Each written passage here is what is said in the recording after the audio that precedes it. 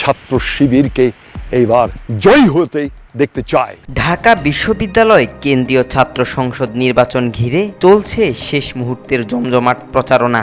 প্রার্থীরা যেমন নানা প্রতিশ্রুতি দিচ্ছেন, তেমনি পিছিয়ে নেই কন্টেন্ট ক্রিয়েটর ও সোশ্যাল ইনফ্লুয়েন্সাররাও। এরই মধ্যে আলোচনায় এসেছেন অস্ট্রেলিয়া প্রবাসী কন্টেন্ট ক্রিয়েটর ও সোশ্যাল অ্যাক্টিভিস্ট বনিয়ামিন। তিনি ঘোষণা দিয়েছেন আগামী 9 সেপ্টেম্বর ডাকসু নির্বাচনে ইসলামী ছাত্র শিবির প্যানেল বিজয়ী হলে ঢাকা বিশ্ববিদ্যালয়ের ভেতরে 2টি ক্যান্টিনে শিক্ষার্থীদের জন্য বিনামূল্যে সকালের নাস্তার ব্যবস্থা করবেন। সংসদ যতদিন কার্যকর থাকবে, প্রতি মাসে যেদিন ক্লাস চলবে সেদিনই এই সুযোগ পাবেন শিক্ষার্থীরা।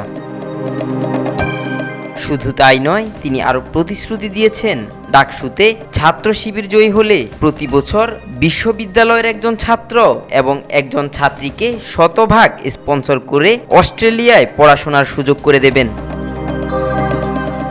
ভিডিও বার্তায় বনিয়ামিন বলেন, অনেকে বলেন আমি বিদেশে কেন থাকি, বাংলাদেশের নাগরিক নই, কিন্তু বাংলাদেশের রাজনীতি নিয়ে কেন ভাবি। আমি তাদের বলতে চাই, এটা আমার জন্মভূমি, আমার নারীপোতা দেশ।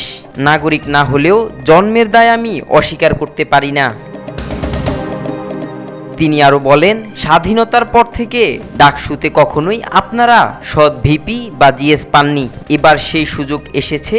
আমি ব্যক্তিগতভাবে ছাত্র শিবির প্যানেলের কাউকে চিনি না, তবে নিশ্চিত বলতে পারি ভুল প্রার্থীকে অন্তর্ভুক্ত করা হয়নি। তার এই ঘোষণা সামাজিক যোগাযোগ মাধ্যমে ইতিমধ্যেই ব্যাপক আলোচনার জন্ম দিয়েছে। আব্দুল্লাহ আল নোমান, আজকাল।